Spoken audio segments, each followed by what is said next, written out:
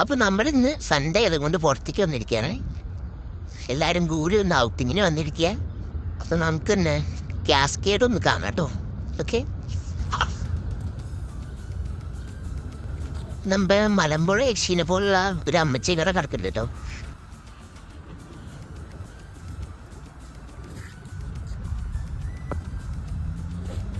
ഇതാണ് അർമേനിയൻ പൂത്താങ്കിരി.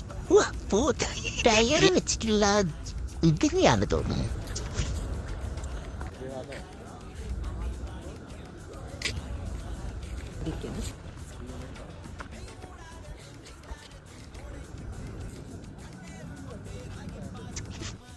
അങ്ങനെ നമ്മൾ സ്റ്റെപ്പൊക്കെ കയറിയപ്പോൾ മുകളിൽ എത്തിയിരിക്കുകയാണ്.